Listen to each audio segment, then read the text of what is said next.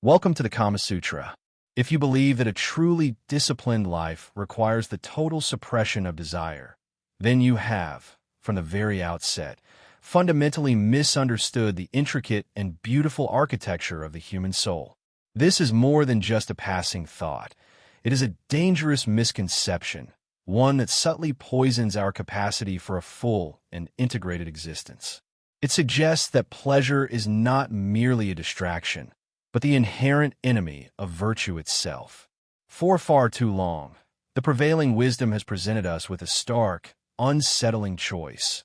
Either surrender to the fleeting whims of hedonistic chaos, chasing every impulse to a life of inevitable emptiness, or embrace a rigid, joyless duty, denying the very essence of our being in a relentless pursuit of perceived righteousness. Most of us find ourselves trapped somewhere between these two extremes, constantly battling an internal divide, forever feeling as if we are failing, either in our pursuit of pleasure or in our commitment to purpose.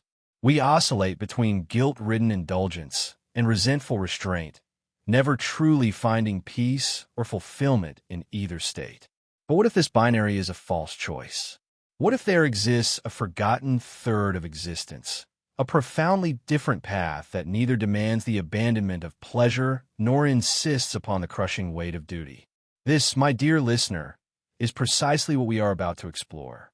There is a third way, an ancient, profound science of pleasure, meticulously cultivated and understood, which strengthens, rather than weakens, the spirit.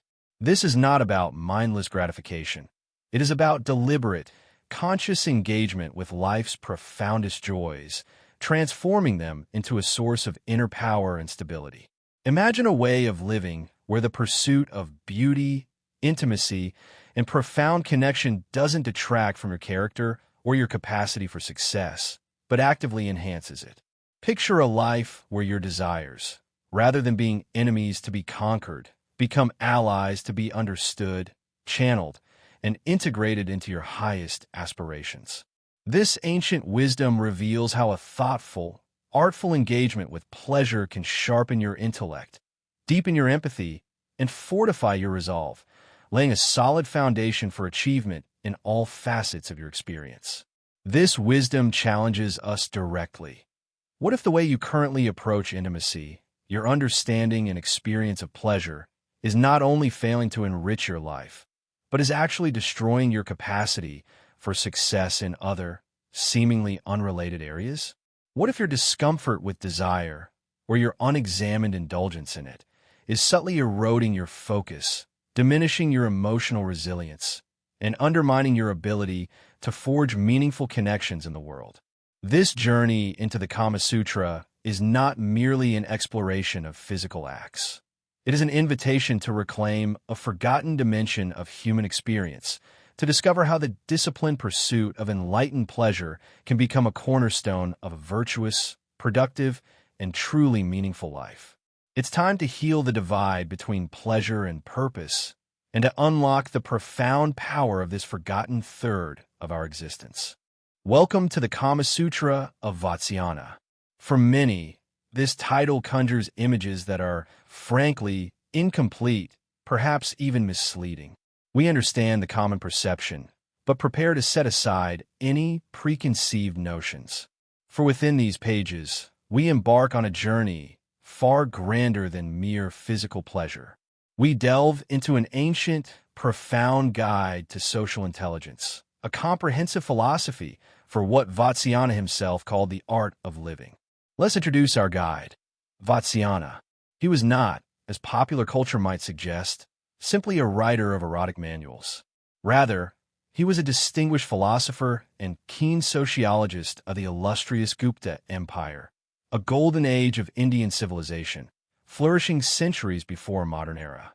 His work is a masterful observation of human nature, societal structures, and the intricate dance of relationships within a cultivated society.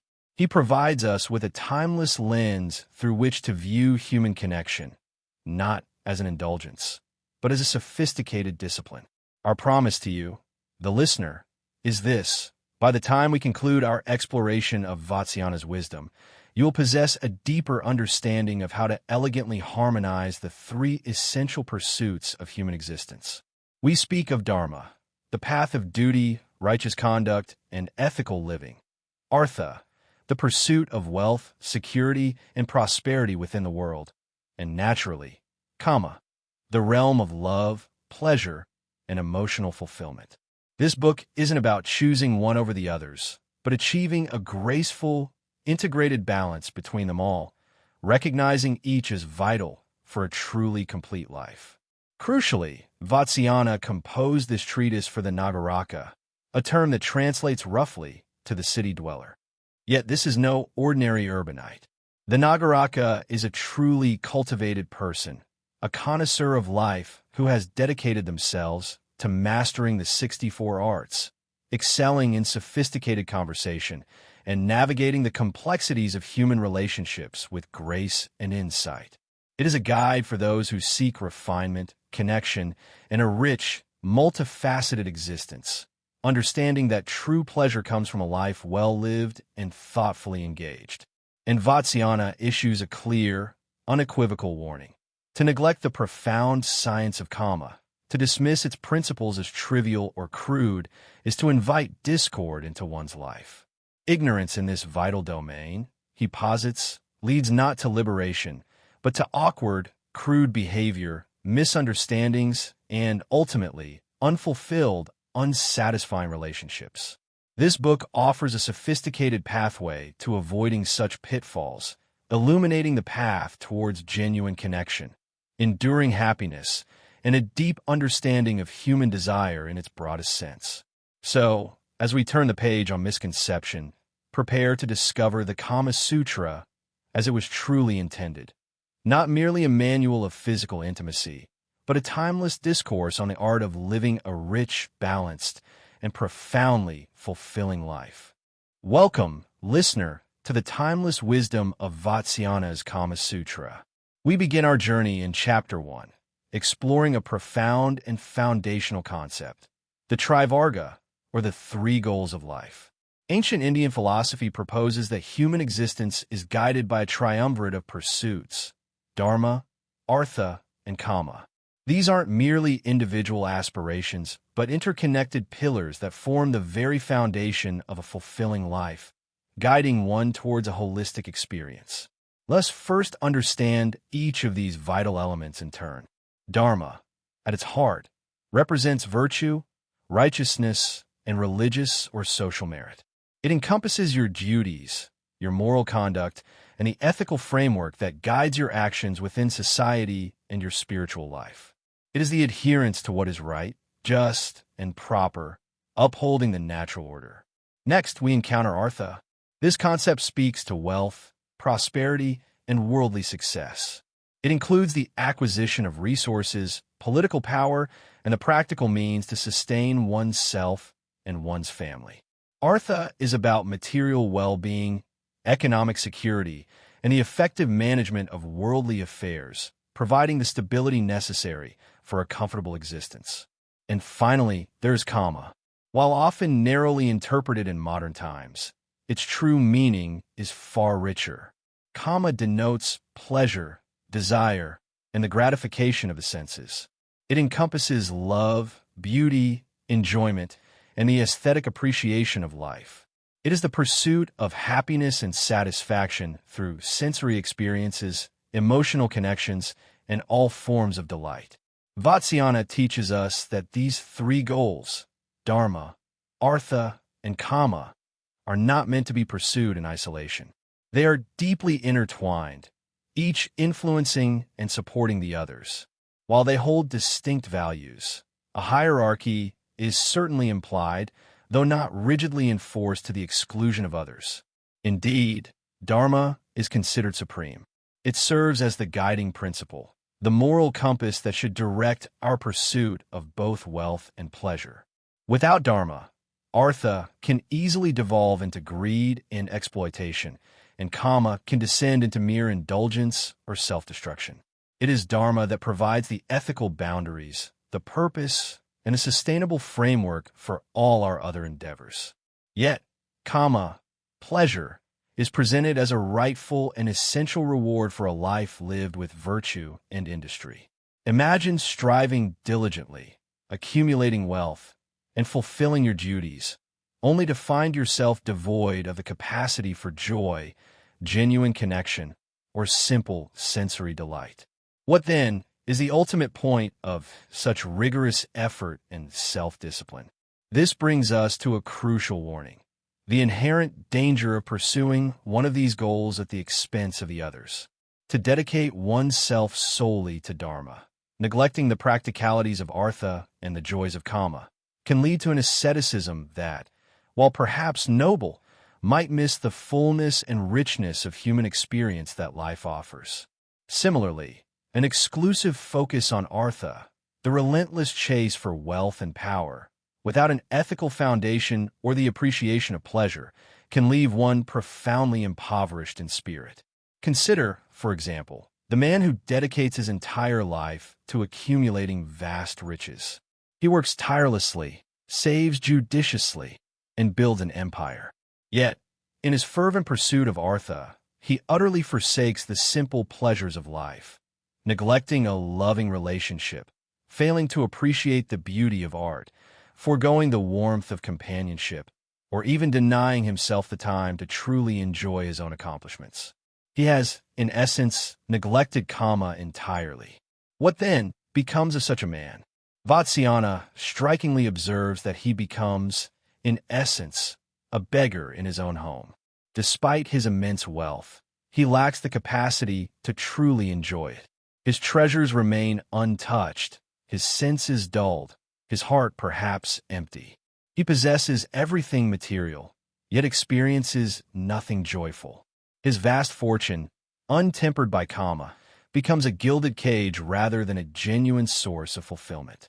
Conversely, an unbridled and exclusive pursuit of Kama, without the grounding of Dharma and the stability of Artha, can swiftly lead to chaos, reckless indulgence, and ultimately, deep dissatisfaction. And Artha, without the guiding light of Dharma, can become exploitative, unjust, and socially destructive. Therefore, the profound wisdom of the Trivarga lies in integration.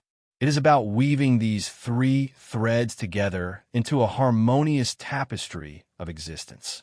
To live a truly full and balanced life, one must cultivate virtue and fulfill duties, Dharma, ensure material well-being and acquire resources, Artha, and embrace pleasure and sensory gratification, Kama, all in their proper measure and in alignment with one another. This fundamental principle of balance sets the stage for our deeper exploration into the art and science of pleasure, understood not as an isolated pursuit, but as an integral, respected, and essential component of a life well lived. Welcome back to the Kama Sutra of Vatsyayana.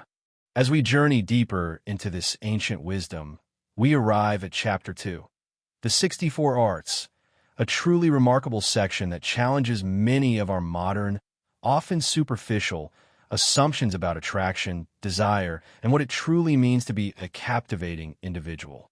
Here, Vatsyayana lays bare a profound and timeless truth. Genuine allure isn't merely about outward appearances, a youthful glow, or fleeting charm. It is first and foremost deeply rooted in self-cultivation, in the richness, the depth, and the cultivated complexity you bring to the world.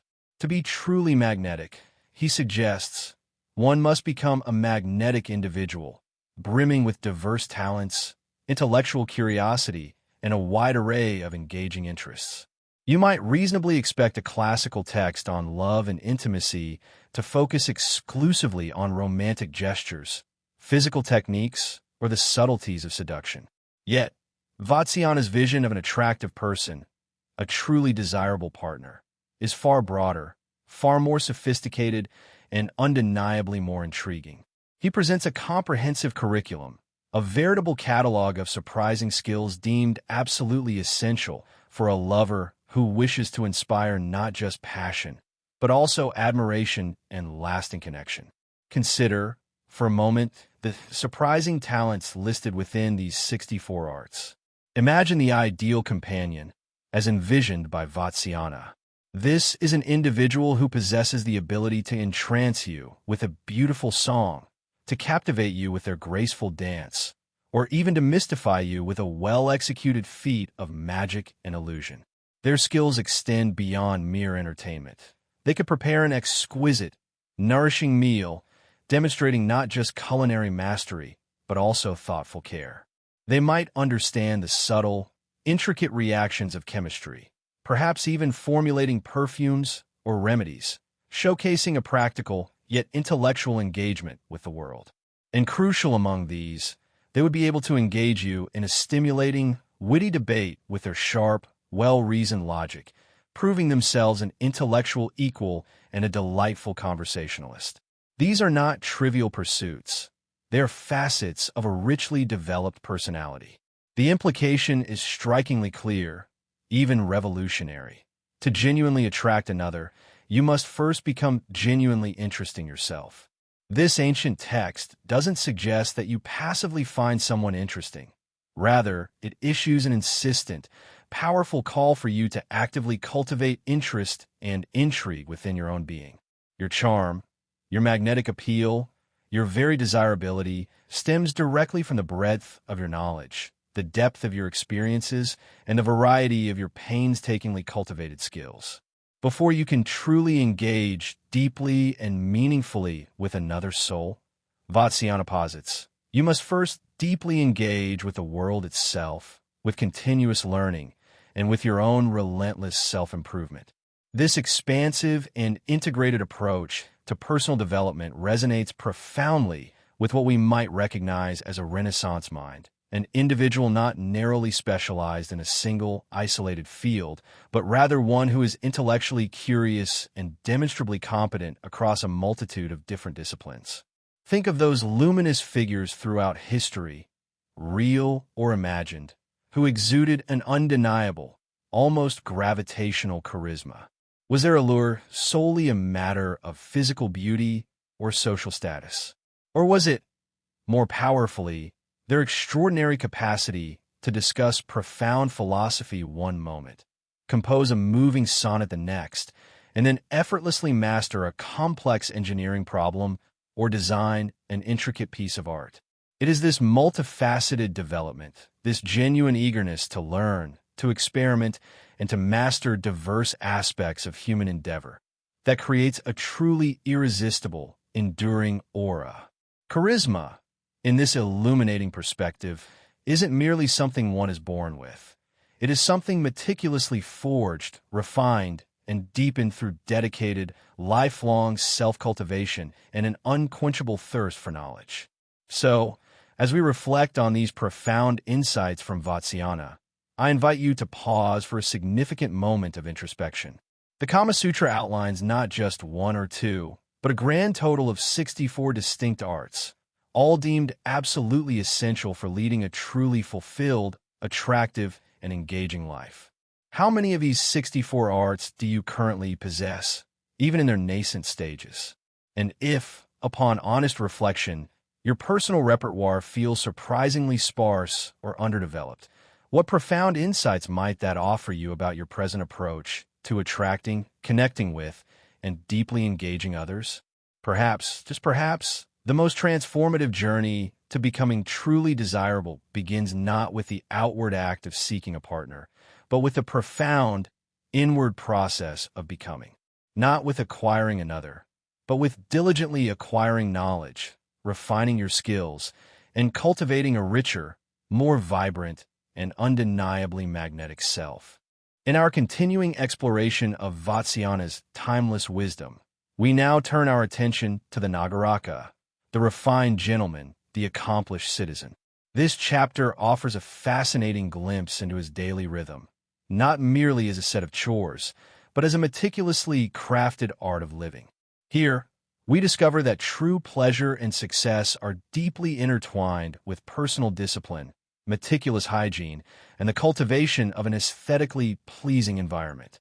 Vatsyayana's regimen for the Nagaraka is surprisingly strict, yet profoundly insightful.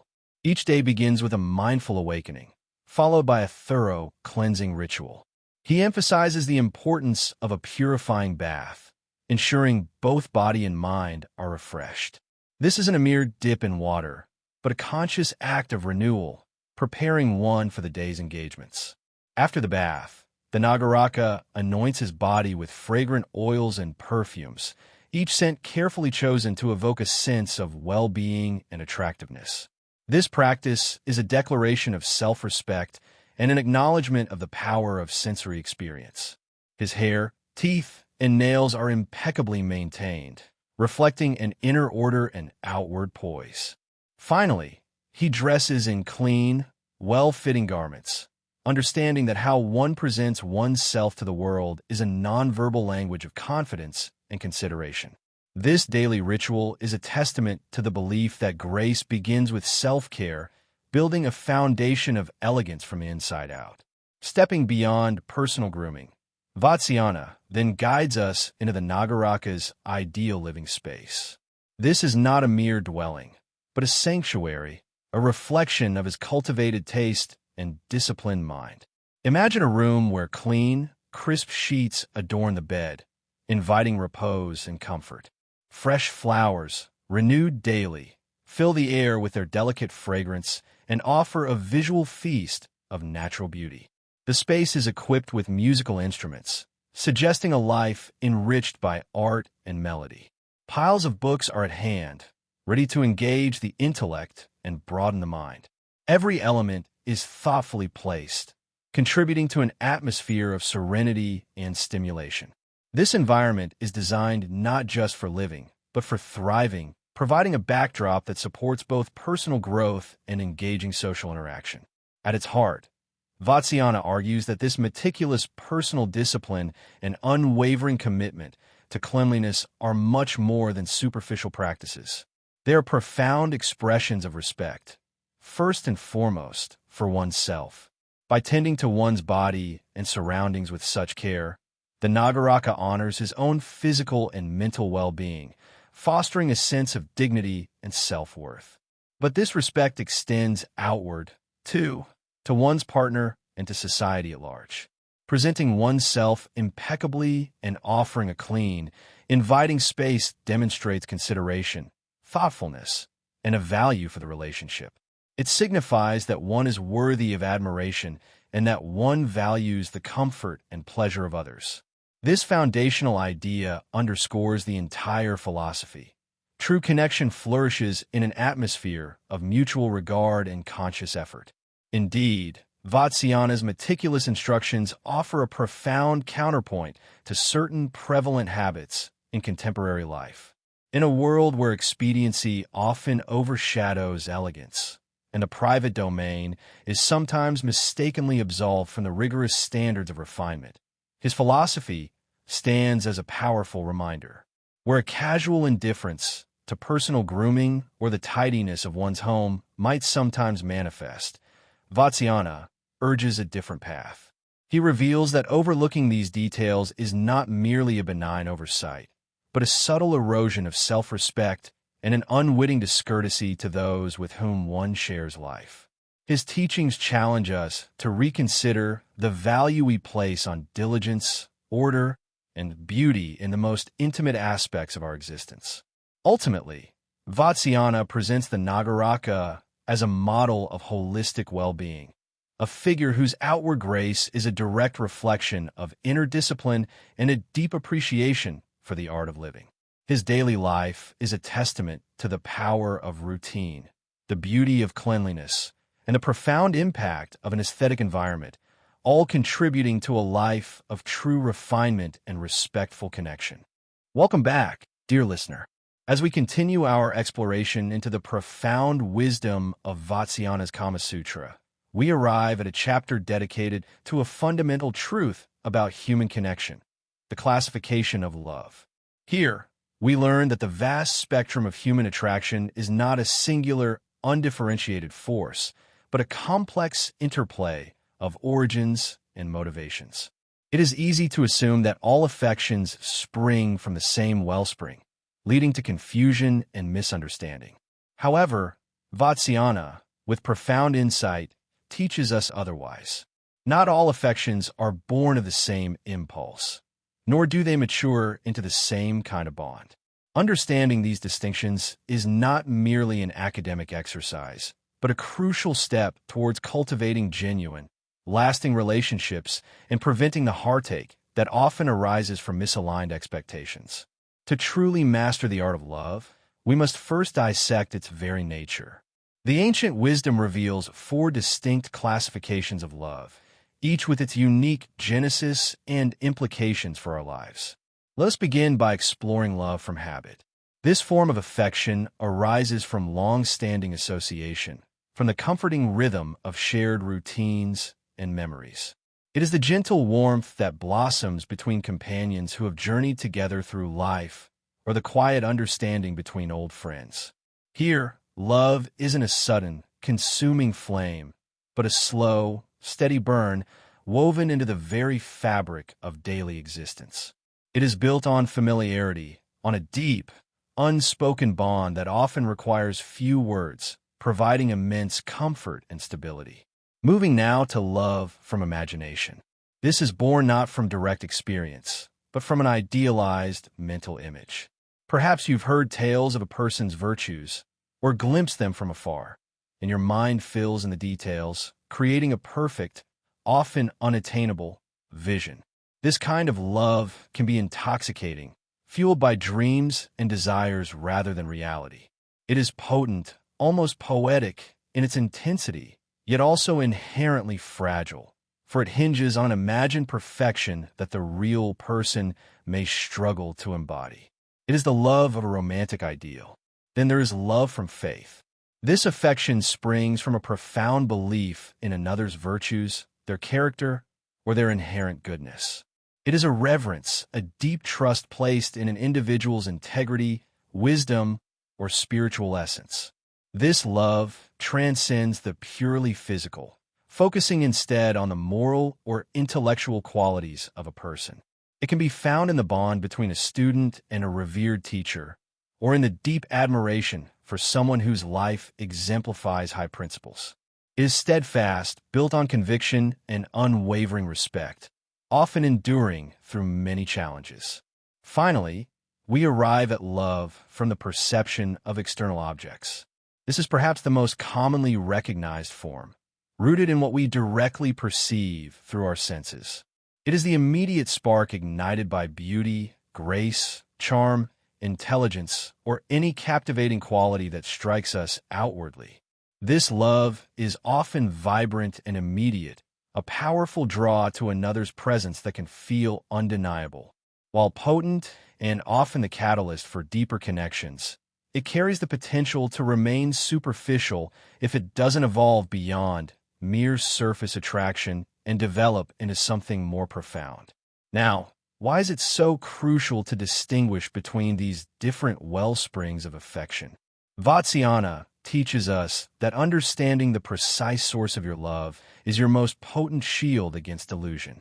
When you truly know whether your feelings stem from the comfort of habit, the allure of an idealized dream, profound respect and faith, or immediate physical and sensory appeal, you gain invaluable clarity. This prevents you from mistaking a comfortable companionship for a fiery passion, or an idealized fantasy for a genuine, enduring connection. Misinterpreting the root of your affection can lead to misplaced expectations, profound frustration, and ultimately, unhappiness for both parties involved. This clarity naturally leads us to the critical consideration of matching partners. It is not enough merely to find someone attractive. True harmony in love hinges on a profound alignment of temperament and capacity. Consider your own inner landscape, your emotional nature, your disposition, your temperament. And beyond that, consider your capacity for love, your ability to give, to receive, to endure, and to grow within a relationship. A love born of quiet habit might flourish best with a serene, steady temperament, while a love from immediate external perception might initially draw two fiery, passionate souls. The wisdom here is to seek a partner whose emotional makeup and depth of feeling resonate authentically with your own, understanding what kind of love they are capable of offering and receiving. For if this alignment is overlooked, Vatsyayana issues a stark warning. Mismatched intensity inevitably leads to destruction. Imagine a delicate flame attempting to sustain itself against the roar of a bonfire, or a gentle stream trying to keep pace with a surging river. When one partner offers a love rooted in quiet familiarity, while the other craves the consuming fire of an imagined romance, the imbalance creates an unbearable strain. Such disparities in the nature and intensity of affection inevitably lead to discord, resentment, and the painful undoing of the bond itself. It's a recipe for heartache, not lasting happiness, as the fundamental expectations of the relationship simply do not align. Thus, dear listener, we learn that love is a multifaceted jewel, gleaming differently depending on how the light strikes it. By understanding its varied origins, by guarding against the pitfalls of delusion, and by seeking a harmonious match of spirit and capacity, we may navigate the currents of affection with greater wisdom and cultivate relationships that are not only passionate, but enduring, profound, and deeply fulfilling. Welcome, discerning listener, to Chapter 5 of Vatsyayana's Kama Sutra, the acquisition of a wife. Here, we delve into a profound and lasting decision, one that transcends fleeting desires to focus on the strategic selection of a long-term partner. This isn't merely about finding someone to share a moment with, but about choosing a life companion, a decision that profoundly shapes an individual's destiny and contributes to the very fabric of society. When embarking upon this crucial quest, ancient wisdom implores us to consider several indispensable criteria. Foremost among these is the prospective spouse's family background. A reputable lineage, a family esteemed for its virtues, its social standing, and its established character, often provides a robust indicator of the individual's own upbringing and inherent values. Such a foundation suggests a shared understanding of traditions and expectations, minimizing potential discord arising from divergent familial norms, and fostering a harmonious household built on mutual respect. Next, we naturally address the aspect of beauty. While physical attractiveness undeniably plays a role in initial allure, its significance in a lasting partnership is viewed with a pragmatic eye. Vatsyayana suggests looking beyond mere superficiality to signs of a vibrant inner spirit, a natural grace, and an overall demeanor that reflects good health and a pleasant disposition. It is this more profound beauty, one that radiates from within, which truly sustains and endures through the seasons of life. Intelligence, too, holds immense weight. A discerning mind, a woman capable of prudent judgment and insightful conversation, is invaluable. She should possess not only the capacity to manage household affairs with skill and foresight, but also the intellectual depth to engage in meaningful discussions, offering wise counsel and enriching the shared life with her understanding. This intellectual compatibility fosters a deeper connection, far beyond superficial pleasantries. Crucially, one must observe signs of robust health.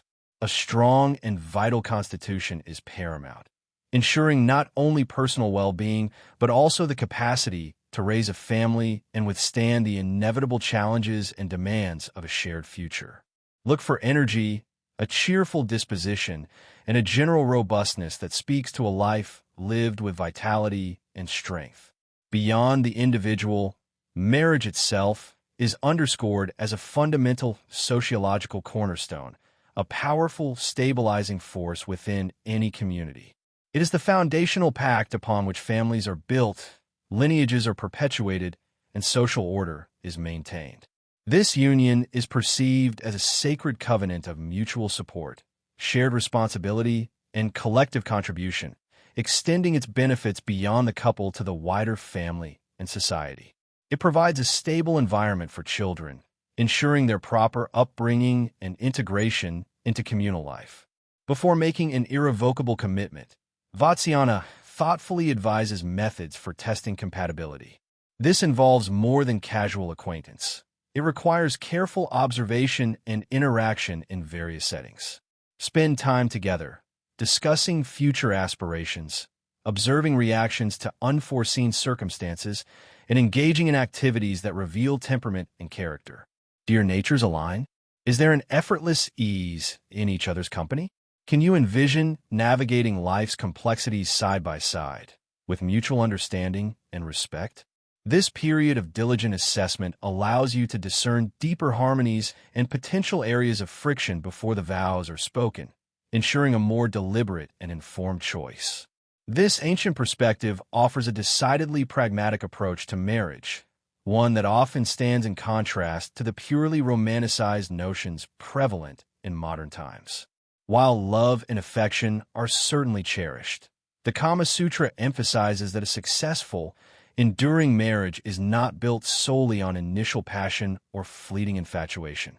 Instead, it is founded upon shared purpose, practical compatibility, mutual respect, and a deep appreciation for qualities that foster a harmonious household, a stable future, and a resilient partnership.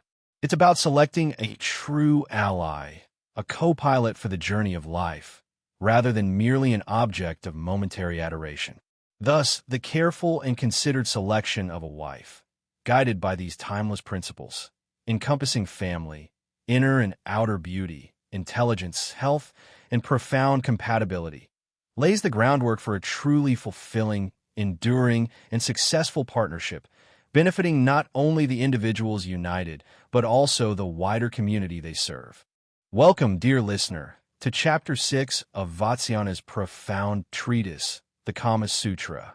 Having explored various facets of human connection, we now turn our attention to the exquisite art of courtship itself. Here, Vatsyayana imparts a fundamental wisdom, that the foundation of any lasting bond, the very essence of true intimacy, is built not in haste, but through the deliberate, gentle, and gradual accumulation of trust and confidence between two souls. This process, he teaches, is paramount. It is a common and understandable human impulse, born perhaps of eagerness or desire, to seek immediate closeness. However, Vatsyayana offers a crucial warning against this very haste. He explains with clarity that an abrupt or overly aggressive pursuit of intimacy, one that bypasses the essential stages of building rapport, very rarely yields the desired outcome. Imagine approaching a delicate flower and attempting to force it open before its time. Such an action will only damage its fragile petals. Similarly, demanding physical or emotional intimacy without first establishing a bedrock of shared understanding and genuine comfort invariably elicits a reaction not of warmth or affection, but often one of apprehension, discomfort, or even outright rejection. Such hurried advances, feeling invasive and premature, can shatter the nascent potential of a connection, replacing potential warmth with a profound sense of wariness or even fear. The sagacious individual, therefore, comprehends the necessity of a gentler, more thoughtful methodology. Courtship, in its truest form, is a graceful dance of mutual discovery, a journey taken together at an unforced pace. It commences not with grand declarations or demands, but through shared experiences that naturally allow personalities to unfold. Engage in a variety of activities, be they stimulating games, both physical and intellectual, or pursuits that ignite shared laughter and lighthearted enjoyment. These moments allow authentic selves to emerge, free from the pressure of expectation. Cultivate engaging conversations, exploring not only common interests but also venturing into the realm of intellectual curiosity, sharing thoughts and perspectives that deepen understanding. And crucially, Vatsyayana underscores the immense value of spending time together, not in exclusive isolation, but within the comforting and natural company of friends. This social context offers a safe, relaxed, and authentic environment, enabling both individuals to observe, interact, and develop ease with one another without undue intensity. It subtly communicates respect, patience, and a genuine desire for connection, rather than mere gratification. Throughout this nuanced progression, the cultivation of keen observation becomes an invaluable skill. The human body, the subtle expressions of the eyes, the slight shifts in posture, the unconscious gestures. These are the eloquent, silent messengers of the inner world. Learn to meticulously read these nonverbal signals. A fleeting glance held a moment too long, a hesitant touch, a genuine, unforced smile that reaches the eyes, or even a shared silence that feels entirely comfortable and unburdened. These indicators often communicate far more truthfully and profoundly than any spoken words. They signify growing comfort, a nascent interest, or, conversely, a need for more time, more space, or a different approach. To disregard these delicate cues is to misunderstand the very language of human connection itself. With patience and careful interpretation, one can gauge the true pace and receptivity of the developing relationship, ensuring that each step forward is met with reciprocal ease and genuine willingness. Vatsyayana brilliantly encapsulates this timeless wisdom with a powerful, organic metaphor. You cannot demand fruit from a tree that has not been watered. Just as a young sapling requires consistent, patient nurturing, ample sunlight, and regular irrigation over time to grow strong and eventually bear its harvest, so too does the blossoming of a human relationship demand diligent cultivation. To anticipate immediate intimacy, or to expect a deep, enduring bond without investing the requisite time, effort, and respectful attention into building trust and mutual understanding, is akin to expecting a rich yield from an unplanted seed. The precious fruit of true intimacy, of profound affection, and of lasting partnership ripens solely through dedicated care, through shared journeys, and, most importantly, through an unwavering, genuine respect for the other person's individuality and their unique process of connection. Thus, the art of courtship, as meticulously laid out by Vatsyayana, stands as a profound testament to the enduring power of patience, deep empathy, and authentic, sustained effort. It serves as a timeless reminder that the most beautiful and resilient connections are invariably those that are allowed to unfold at their own natural, unhurried pace, nurtured gently by mutual trust, profound respect, and a shared journey towards understanding. Welcome to Chapter 7, where our exploration delves into the heart of domestic life.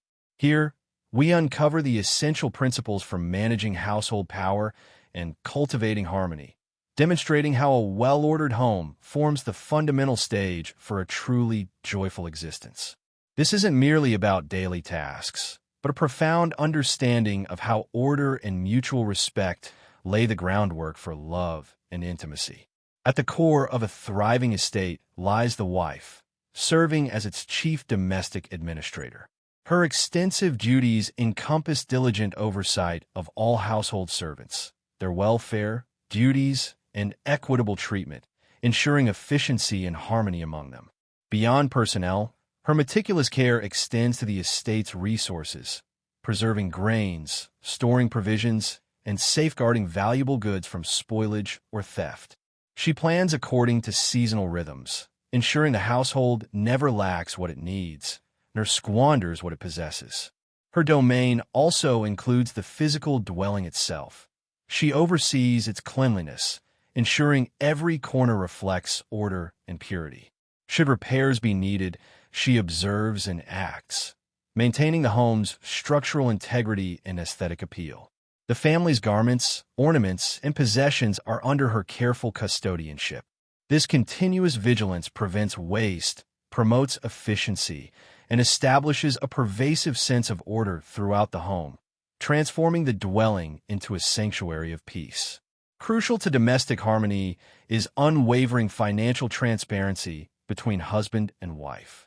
No secrecy should exist regarding income, expenditures, or savings.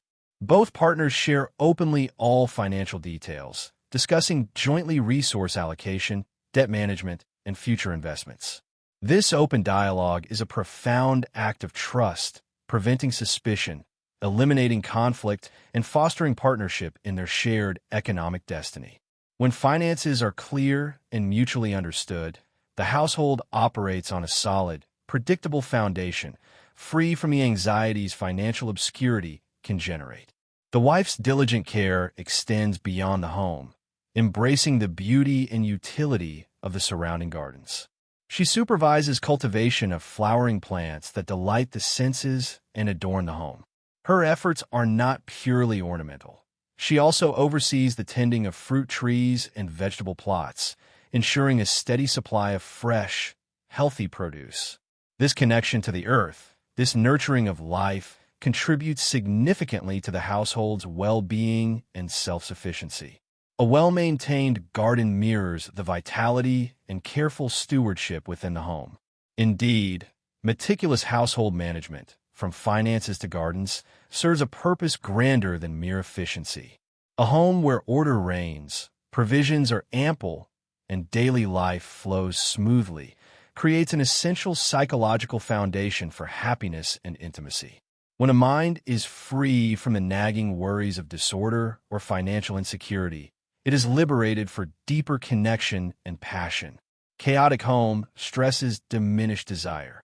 Conversely, in a peaceful, well-ordered environment, partners feel secure, unburdened, and free to fully engage in the delights of shared life, including the profound joys of a fulfilling sexual relationship. The harmonious household is the fertile ground where intimacy blossoms without inhibition. Ultimately, however, no amount of material order can sustain a truly harmonious home without the consistent practice of mutual respect. The power of words within the domestic sphere is immense. Therefore, it is paramount that both husband and wife consciously eliminate harsh speech from their interactions. Scolding, belittling remarks, taunts, or any demeaning language poisons the atmosphere, erodes affection, and creates distance. Instead, cultivate a language of kindness, appreciation, and gentle understanding. Offer praise readily, correct with empathy, and always listen with an open heart. By treating each other with unwavering deference and speaking with warmth and consideration, they not only strengthen their individual bond, but also create an emotional haven for themselves and any children. This continuous practice of respectful communication transforms the home into a sanctuary of mutual esteem and enduring love. Thus, the principles of domestic management outlined here are more than just rules. They're a profound philosophy for life. The creation of a well-ordered, harmonious household, built upon transparency, diligent effort, and above all, unwavering mutual respect, forms the indispensable foundation for a deeply satisfying existence. It is the stage upon which all other joys, including the most intimate connections between partners, can fully manifest and endure. Welcome, listeners, to Chapter 8, The Psychology of Intimacy. When many think of the Kama Sutra, their minds often conjure images of intricate postures or a mere manual of mechanics. But to truly appreciate its ancient wisdom, we must delve far deeper than the superficial. This text invites us to transcend the physical act itself, guiding us instead towards understanding the profound, unspoken language that flows between two individuals in their most intimate moments. Consider for a moment the embrace. It is vastly more than simply two bodies entwined. It is a fundamental, primal declaration, a silent yet potent conversation where hands and arms articulate a spectrum of emotions: desire, comfort, longing, reassurance. A gentle clasp can speak volumes of nascent tenderness or quiet affection. A firm, passionate hold conveys urgent desire, while a prolonged, lingering embrace signifies deep connection and mutual solace. Each subtle pressure, each softening of the body, communicates an emotional nuance that often spoken words simply cannot capture. In the embrace, the body itself becomes a poet, crafting verses of feeling without uttering a sound. The kiss, too, rises far above a simple contact of lips. It acts as a direct conduit, a palpable window into the lover's very soul. Is it a fleeting brush, a whisper hinting at shyness or a burgeoning, delicate affection? Or is it a deep, searching, almost devouring kiss, expressing fervent desire, complete surrender, and overwhelming passion? The intensity of the press, the rhythmic motion, the very duration of the kiss convey an entire universe of feelings, from playful teasing to desperate longing, from tender reassurance to exhilarating passion. It is within these intimate, breath-sharing gestures that the true artistry of love finds its most eloquent and unforgettable voice. Now, let us turn our attention to certain acts that, when viewed through a modern, perhaps overly cautious lens, might seem perplexing or even unconventional. The gentle scratch, the tender bite. It is absolutely crucial to understand that within the fervent crucible of passionate intimacy, these are categorically not acts of violence or aggression. Quite the contrary.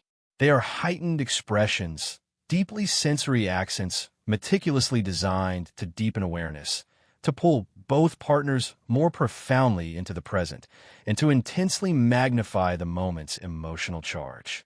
A light scratch tracing patterns on the back, or a playful nip upon the shoulder or neck, serves a powerful purpose: to awaken the dormant senses, to jolt both participants more fully into the shared experience. It is a subtle yet profound way of marking, of claiming, of physically imprinting the indelible memory of passion upon the skin. These are not acts of casual touch. Rather, they're gestures born of an overwhelming desire, a peak of emotion so profound and consuming that it instinctively seeks expression beyond the bounds of conventional touch. They are the subtle, almost primal calls of a spirit fully engrossed in the ecstatic dance of union, unequivocally affirming the depth of connection and the undeniable intensity of shared pleasure. They signify a moment where boundaries blur and raw emotion takes precedence. The true connoisseur of intimacy, one who seeks not just fleeting pleasure but enduring connection, understands a fundamental truth. Constancy in love must never, ever imply monotony. Indeed, to genuinely sustain and continually deepen the bond between partners, variety is not merely a preference. It is an absolute, essential necessity. The human spirit, in all its intricate complexity, is inherently wired to seek novelty, to crave fresh experiences, and to resist the dulling effect of endless repetition. To perpetually engage in the identical physical expressions, the same predictable patterns of touch, kiss, or embrace, inevitably leads to a gradual fading of excitement, a regrettable dulling of sensation, and eventually, a subtle yet pervasive form of emotional satiety, a feeling of having had enough, of little left to explore. Just as a diverse, rich diet is vital for the physical body's health and vitality, so too does a varied, imaginative repertoire of intimate gestures profoundly nourish the very soul and resilience of a loving relationship. Therefore, the wise and attentive lover learns to consciously orchestrate a rich and dynamic symphony of sensations. This involves a deliberate alternation between the softest, most feather-light caress and the most ardent, consuming embrace, between a fleeting, teasing kiss and a deep, all-encompassing one, between tender, whispered words and the exhilarating, often wordless language of intensified touch. This conscious exploration, this unwavering willingness to vary the emotional and physical intensity, ensures that each and every encounter remains fresh, vibrantly alive, and deeply, truly satisfying.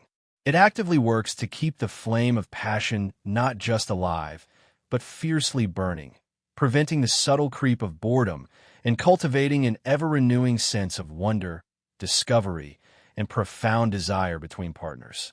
It is the art of perpetual newness within a lasting bond. Ultimately, the timeless wisdom of the Kama Sutra guides us to view physical intimacy not as a restrictive set of rules or instructions, but rather as a remarkably rich, expressive, and infinitely nuanced language. It encourages us to become intimately fluent in its many diverse dialects, recognizing that every touch, every kiss, every subtle pressure, every passionate mark is a word spoken directly from the depths of the heart.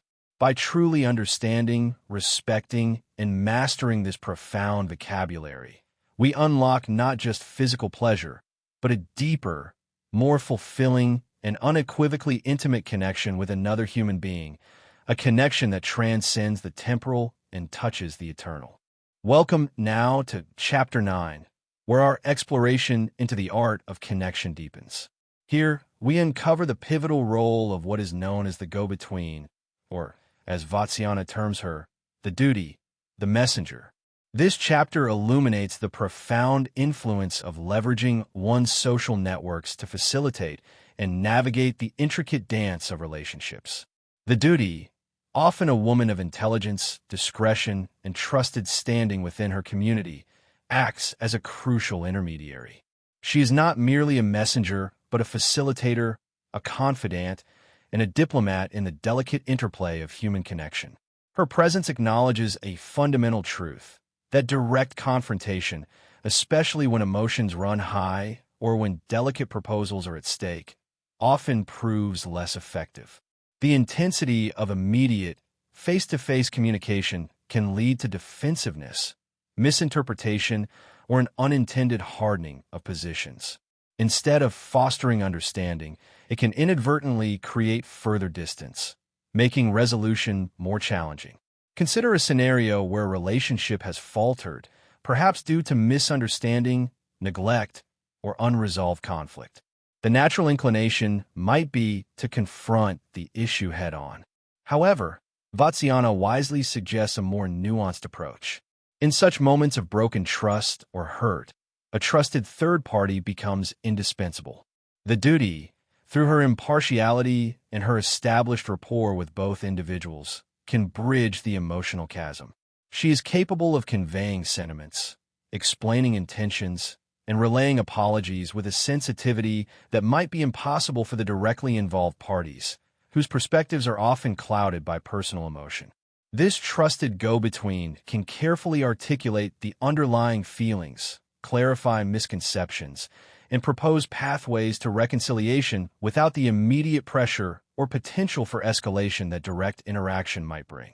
She can gently remind each person of the other's virtues and the value of the bond they once shared, subtly working to soften hardened hearts and rekindle affection. Her discreet mediation allows for face-saving and provides a safe space for emotions to be expressed and understood, ultimately paving the way for repair and renewal. This ancient wisdom resonates powerfully even today. The role of the duty finds its contemporary echo in the crucial importance of our friends and trusted social circles. These individuals act as vital validating forces and pillars of support within our relationships. Friends provide a broader perspective, offering advice and comfort during periods of difficulty. They can affirm the positive aspects of a partner, reminding us of why we fell in love, thereby reinforcing the value and stability of the connection. Moreover, in moments of discord, a mutual friend might delicately intervene, mediating misunderstandings or simply offering a safe space for each person to vent, allowing emotions to cool before direct engagement. Ultimately, this chapter underscores that relationships are rarely isolated entities. They are interwoven into a rich tapestry of social connections that can, and indeed should, be leveraged for their health and longevity. Recognizing the power of a well-placed intermediary, whether an ancient duty or a modern trusted friend, is a profound insight into fostering stronger, more resilient, and more deeply understood bonds. It's an acknowledgement that sometimes the most direct path to understanding passes through the wise counsel and gentle hand of another. As we journey deeper into the wisdom of the Kama Sutra, we arrive at Chapter 10, The Conduct of the Courtesan. While its title might initially suggest a specific social role, its lessons extend far beyond, offering profound insights into the nature of human connection, the subtle dance of transactional relationships, and the powerful allure of social charm. This chapter invites us to look beyond conventional morality and instead focus on the psychology and strategies that govern influential interactions. At the very core of this section lies a fascinating analysis of the courtesan's psychological makeup. Imagine a mind that operates with remarkable clarity, an individual who cultivates a delicate yet powerful balance, deeply engaging yet subtly detached. Her charm, often captivating, is not merely superficial. It is a finely honed instrument, employed with purpose and precision. She masters the art of connection without becoming emotionally entangled, creating an allure that is both genuine in its delivery and strategic in its intent. She embodies a distinct form of emotional intelligence, knowing when to extend warmth and when to maintain a discerning distance. Underlying this exquisite social grace is a keen financial astuteness, a deep understanding of artha, the pursuit of material prosperity. She doesn't just attract, she evaluates, discerns, and makes choices that secure her well-being, transforming desire into a structured economy. It's a remarkable study in managing self-interest with social grace.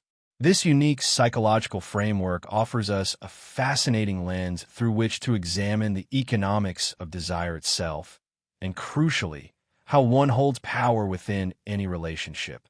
The courtesan teaches us that power is often held by those who understand the dynamics of investment, both emotional and material.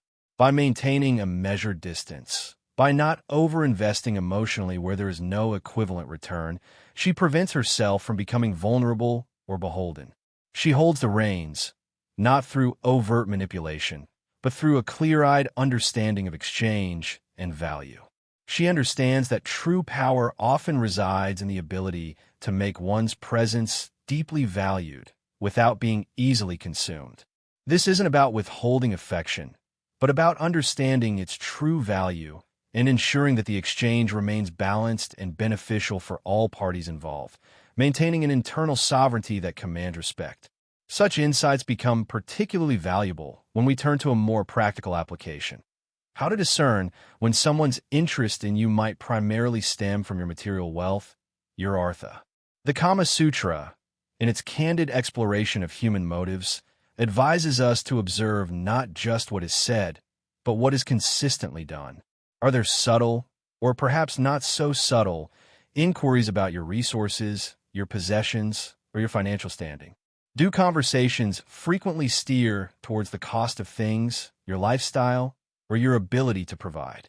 Is there a marked difference in enthusiasm when discussions shift from shared interests or personal connection to financial prospects or potential gifts? Pay close attention to the patterns of attention and engagement. If a person's interest appears to wane when material benefits are not present, or if their affection seems directly proportional to the scale of your generosity, these can be significant indicators. It is not about cultivating cynicism, but about fostering clarity. Understanding the underlying motivations helps us navigate relationships with open eyes and greater wisdom. This discernment allows us to protect ourselves from exploitation and see connections built on deeper, more authentic foundations. Ultimately, the profound lesson gleaned from the conduct of the courtesan is the mastery of engagement without emotional enslavement. It is about cultivating the capacity to be charming, deeply present, and genuinely connected in your interactions, while simultaneously safeguarding your inner self, your autonomy, and your emotional freedom. This is not a call for emotional coldness or detachment from human experience, but rather for a conscious application of wisdom in how and where we invest our affections and energies. It means understanding your own worth, setting healthy boundaries, and ensuring that your relationships are built on mutual respect and genuine connection, rather than dependency or purely transactional expectations. It is the art of being fully in a relationship, yet never losing sight of your individual wholeness.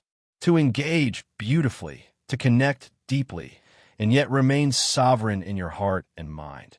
This is the refined balance that Chapter 10 encourages us to seek and cultivate in our own lives, leading to more empowered and authentic interactions. These are not just ancient observations, but timeless principles for navigating the complex tapestry of human relationships in any era.